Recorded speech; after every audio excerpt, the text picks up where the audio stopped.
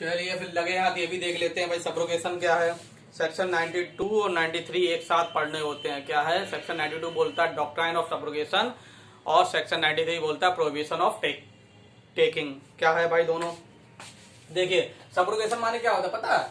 Subrogation माने होता है किसी और के जूते में अपना पैर डालना। क्या होता है भाई? सब्रोगेशन। सब्रोगेशन माने होता है किसी और के जूते में अपना पैर डालना, मतलब किसी और के राइट को खुद एक्वायर कर लेना। ठीक है, किसी की पोजीशन पे आपको खुद आ जाना। कैसे? मान लीजिए ये ने ये प्रॉपर्टी थी, ठीक है, किसको? इसने ये प्रॉपर्टी 3 लोगों को मॉर्गेज की। किस? बी, सी और डी। क्या हुआ?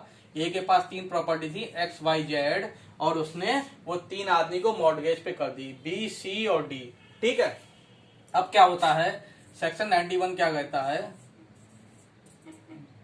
कि इसके अलावा मॉर्गेजर के अलावा और कौन कौन इसमें प्रॉपर्टी जिसका भी इंटरेस्ट होगा वो इस प्रॉपर्टी को रिडीम के लिए डाल सकता है। ठीक है, 91 क्या कहता है? बस 91 थोड़ा सा ऐसे ही जान लीजिए कि ये कहता है कि ए के अलावा, मॉर्गेजर के अलावा भी और भी लोग हैं जिनका इंटरेस्ट हो प्रॉपर्टी पे, तो फिर वो इसको रिडीम के लिए डाल सकते हैं। अब 92 क्या कह रहा है यहाँ पर? सब्रोगेशन। सब्रोगेशन ये बोलता है कि भाई इसमें क्या करता है डी जो क्या करता है वो सी का जितना शेयर होता है, मान लीजिए ये तीनों ने 5-5 लाख रुपए में ये तीनों प्रॉपर्टी मॉर्गेज पे ली। ठीक है, बी ने 5 लाख रुपए दिए, सी ने 5 लाख रुपए दिए और डी ने भी। अलग अलग है तीनों, है कि नहीं है? ए का, लेकिन बी, सी, डी ने तीनों अलग अलग प्रॉपर्टी अलग अलग पैसे देके अपने मॉर्गेज ली। ठीक है, अब डी क्या करता है? सी का शेयर दे देता है डी को। ठीक है, डी सी का शेयर दे देता है तो सी की जगह पे अब डी आ जाएगा। इसी को हम सब्रोगेशन बोलते हैं। ठीक, बात आई बात समझ में?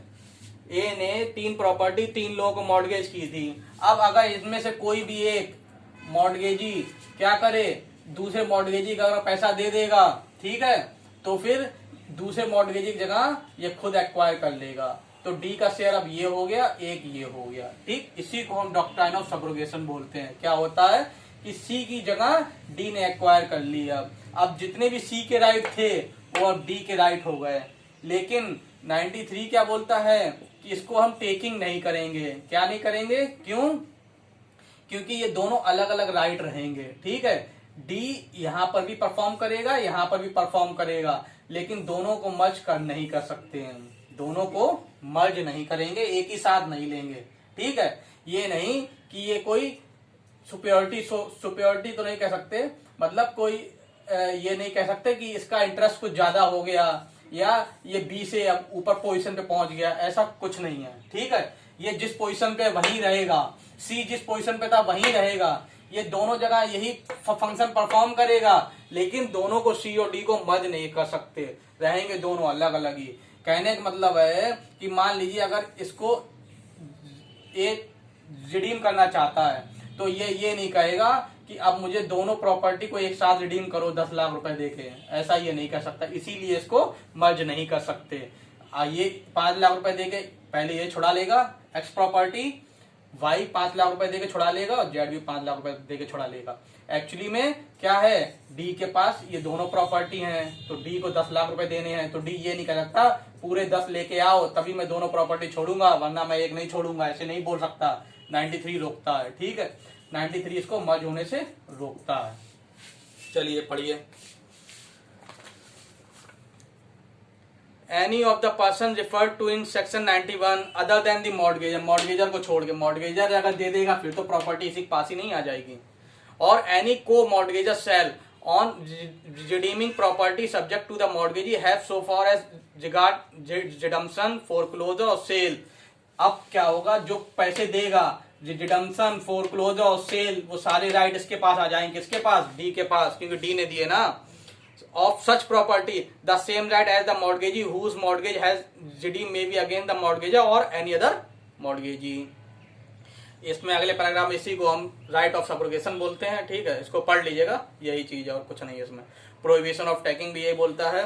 No mortgagee paying off a prior mortgage whether with और without notice of a intermediate mortgagor shall thereby acquire any priority in respect of his original security. मतलब किसी भी तरीके से उसके प्रायोरिटी नहीं मिलेगी। मैं यहाँ पर यही कहना चाहता था, ठीक है, कि किसी भी तरीके का उसके पास प्रायोरिटी नहीं आ जाएगा, रहेगा सेम ही, ठीक है। सी के जो राइट थे वही रहेंगे, बस तुम दो जगह मतलब फंक्शन परफॉर्म करोगे, ठीक है। चलिए, इतनी बात समझ में आई। इसके बाद क्या पढ़ना है हमें? चार्ज देखना है। अरे चार्ज आप लोग देख लीजिए, 100 में चार्ज दिया हुआ है, बस याद रखिएगा। और चार्ज में इसमें अंतर क्या होता है, देखो, जब कोई भी प्रॉपर्टी अगर, ठीक है, अगर कोई भी प्रॉपर्टी एज ए सिक्योरिटी के लिए किसी को गिरवी रखी जा रही है, ठीक है, ठीक, सिंपल मैं बता रहा हूँ, ठीक है, जितना 100 के लिए, सेक्शन 100 के लिए जितना जरूरी है उतनी बात जान लीजिए। अगर कोई भी प्रॉपर्टी सिक्योरिटी ऑफ डेप्थ के लिए किसी को गिरवी रखी जा रही है, ठीक है, तो वो क्या होगा, अगर वो मॉर्गेज नहीं है तो वो चार्ज माना जाएगा टीपीए में। क्या माना जाएगा? जनरली क्या होता है, अगर कोई भी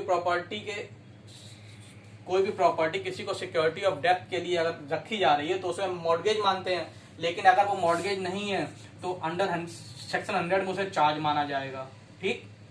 और अगर चार्ज है तो जितने भी सिंपल मॉर्गेज के इसमें रूल हैं, जितने भी सिंपल मॉर्गेज के लिए रूल हैं वो सारे चार्ज पे अप्लाई होंगे। जैसे सिंपल मॉर्गेज पे सारी चीजें अप्लाई होती हैं वैसे चार्ज पे होगा, ठीक है। चलिए, और इसमें कुछ है? और कुछ नहीं है, बस सेक्शन 104 और देख लीजिएगा। 104 क्या बोलता है? Power to make rules. ये बोलता है कि जितना इसमें दिया हुआ उसको बिना छेड़छाड़ किए हुए, ठीक है, अगर कुछ भी इस चैप्टर में जरूरत पड़ती है तो उसके लिए रूल्स कौन बनाएगा? हाई कोर्ट, ठीक है। स्टेट गवर्नमेंट नहीं बनाती है, हाई कोर्ट के पास पावर दी हुई है, ठीक है। ध्यान रखिएगा क्या है कि जिसमें जो दिया हुआ है उसको बिना छेड़छाड़ किए हुए अगर कहीं पे भी रूल्स बनाने की जरूरत पड़ती है इस चैप्टर में तो कौन बनाएगा? High court. एक आध बार पूछा गया है, ठीक है। चलिए, अगले लेक्चर में हम लोग देखेंगे लीज। चलिए, ठीक है, थैंक यू।